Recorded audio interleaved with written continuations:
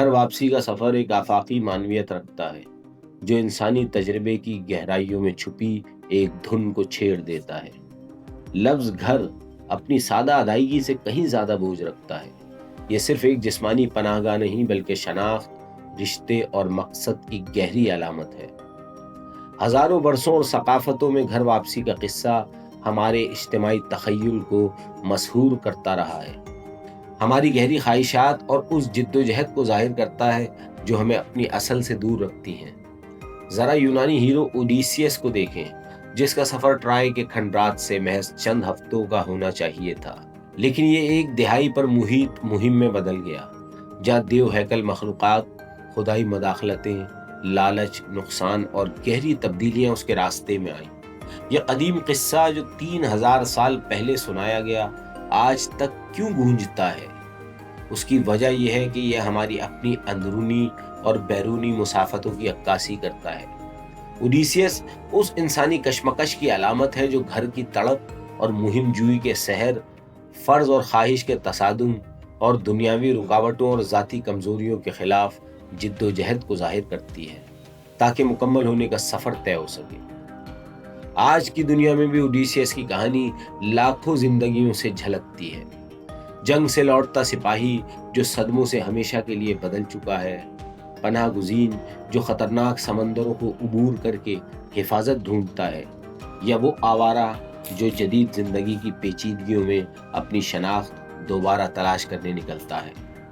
Hero کا سفر اصل میں تبدیلی کا سفر ہے، ایک حالت سے نکل کر آزمائشوں، نقصانات اور سیکھنے کے بعد نئی حالت میں واپسی۔ یہ رزمیہ محض ایک مہم نہیں بلکہ انسانی تجربے کا نقشہ ہے جو ٹوٹ پھوٹ سے یکجائی تک کی راہ دکھاتا ہے۔ اس کہانی کی اہمیت سمجھنے کے لیے ہمیں پہلے اس دنیا کو دیکھنا ہوگا جس نے اسے جنم دیا، ایک ایسی دنیا جو شاعر ہومر کے لیے بھی قدیم تھی۔ اوڈیسی کے واقعات تقریباً 1200 قبل مسیح کے ہیں، کانسی کے دور کے اختتام پر، جب محل، تجارتی نیٹ ورکس، تحریری ریکارڈز اور طاقتور ریاستیں موجود تھیں۔ یہ سمندری تجارت اور شاہی نظام کا زمانہ تھا جہاں مائسیسنی اور ٹرائے جیسی تہذیبیں پروان چڑھ رہی تھیں۔ لیکن 1200 سے 1150 قبل مسیح کے درمیان یہ دنیا کانسی کے دور کا زوال کہلانے والے سانحے میں بکھر گئی۔ شہر جل گئے، سلطنتیں ٹوٹ گئیں، تحریری نظام مٹ گیا اور تجارتی راستے ختم ہو گئے۔ اسباب پر آج بھی ماہرین بحث کرتے ہیں، ماحولیاتی تبدیلی، قدرتی آفات، حملے یا بغاوتیں، لیکن نتیجہ ایک ہی رہا، ایک پیچیدہ نظام ٹوٹ کر تنہائی اور زوال کی صدیوں میں بدل گیا، جسے یونانی تاریخ دور کہا جاتا ہے۔ اس دور میں ٹرائے کی جنگ اور اس کے بعد کے قصے زبانی روایت میں محفوظ رہے۔ 8ویں صدی قبل مسیح میں جب یہ کہانیاں تحریری شکل میں آئیں تو وہ ایک کھوئے ہوئے سنہری دور کا بوجھ بھی ساتھ لائیں۔ یہی دورہ پس منظر اوڈیسی کو منفرد بناتا ہے۔ یہ ایک عظیم دور میں قائم ہے مگر اسے ایک نئے دور کی آنکھ سے بیان کیا گیا ہے۔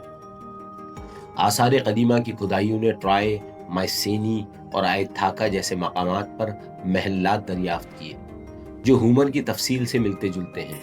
پھر بھی اوڈیسی تاریخ نہیں بلکہ ایک ثقافتی ورثہ ہے جو اساطیر، یادداشت اور انسانی تجربے کو ملا کر ایک لازوال فن پارہ تشکیل دیتا ہے۔ یہ رزمیہ ایک دعا سے شروع ہوتا ہے: مجھ سے گاؤ اے میوز اس آدمی کے بارے میں جو کئی تدبیروں والا ہے۔ اس جملے سے دنیا کی عظیم ادبی تخلیقات میں سے ایک کا آغاز ہوتا ہے، مگر اس کے خالق کی شناخت آج بھی معمہ ہے۔ کیا ہومر ایک نابغہ روزگار شاعر تھا یا کئی شعراء کا نام؟ قدیم روایت اسے ایونیا، ترکی کا مغربی حصہ کا ایک نابینا شاعر بتاتی ہے۔ اس کا نام شاید یرغمال یا پیروکار کے معنی رکھتا ہے۔ بہرحال ہومر ایک زبانی شعری روایت کی انتہا کی نمائندگی کرتا ہے جہاں لکھائی کے بغیر بھی پیچیدہ رزمیے تخلیق اور سنائے جاتے تھے۔ یہ طریقہ کار بار بار استعمال ہونے والی مصروں، مناظر اور کہانی کے ڈھانچوں پر مبنی تھا جنہیں سنانے والے نئے انداز میں جوڑتے۔ 8ویں صدی قبل مسیح میں حروفی لکھائی کے آنے سے یہ روایات محفوظ ہو گئیں۔ آج جو اوڈیسی ہمارے پاس ہے وہ اپنے زبانی آغاز کی چھاپ رکھتی ہے۔ جیسے شراب رنگ سمندر یا سرمگی آنکھوں والی ایتھینا جیسے الفاظ۔ اس کی ساخت بھی اوڈیسیس کی چالاکی جیسی ہے، جو ایسی تکنیکوں سے بنی ہے جنہوں نے صدیوں تک کہانی سنانے کو متاثر کیا۔ سب سے نمایاں یہ کہ کہانی بیچ سے شروع ہوتی ہے، جب اوڈیسیس 7 سال سے کلپسو کے جزیرے پر قید ہے۔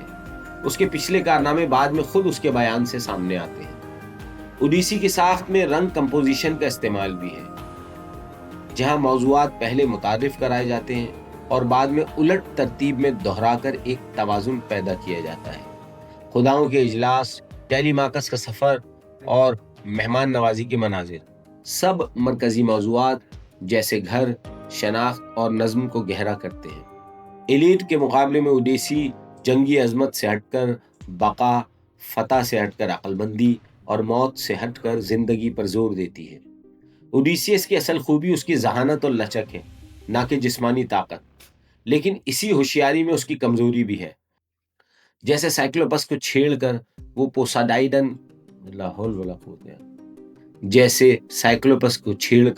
وہ پوسائیڈن کا قہر اپنے اوپر لے آتا ہے۔ یہی تضاد باوفا شوہر مگر بھٹکنے والا عاشق، محبت کرنے والا باپ مگر لاپرواہ قائد، اسے ایک حقیقی انسانی کردار بنا دیتا ہے۔ آئتھاکا میں اس کی غیر موجودگی میں بدنظمی پھیل چکی ہے۔ 108 رقیب اس کے محل پر قبضہ کیے بیٹھے ہیں، اس کے وسائل لوٹ رہے ہیں اور پینیلوپی پر شادی کے لیے دباؤ ڈال رہے ہیں۔ ان کے اعمال مہمان نوازی کے مقدس اصولوں کی خلاف ورزی ہیں اور معیشتی نقصان بھی پہنچاتے ہیں، لیکن پینیلوپی اپنی عقل سے ان سب کو ٹالتی ہے۔ دن میں کفن بنتی اور رات کو اسے کھول دیتی ہے۔ ٹیلیماکس بھی اپنے والد کی طرح بالغ ہونے کا سفر طے کرتا ہے۔ نستور اور مینیلاؤس سے مل کر اپنے باپ کے کارنامے سنتا ہے اور قیادت سیکھتا ہے۔ کہانی میں خداؤں کا کردار بھی ہے۔ ایتھینا اس کی مدد کرتی ہے جبکہ پوسائیڈن رکاوٹ بنتا ہے۔ یہ توازن انسانی ارادے اور خدائی طاقت کے بیچ کی کشمکش کو ظاہر کرتا ہے۔ آخر کار اوڈیسیس کا سفر قید، طوفان، مہمان نوازی، جد و جہد اور شناخت کی بحالی کا ہے۔ یہ کہانی گھر اور مہم، عقل اور غرور، خدائی ارادے اور انسانی جد و جہد کے بیچ تناؤ کو بیان کرتی ہے۔ اس کی طاقت اس بات میں ہے کہ یہ ہماری اپنی زندگی کے سفر کی عکاسی کرتی ہے۔ اوڈیسیس صرف ایک اساطیری ہیرو نہیں، بلکہ ہماری اپنی واپسی کی تڑپ کا آئینہ ہے۔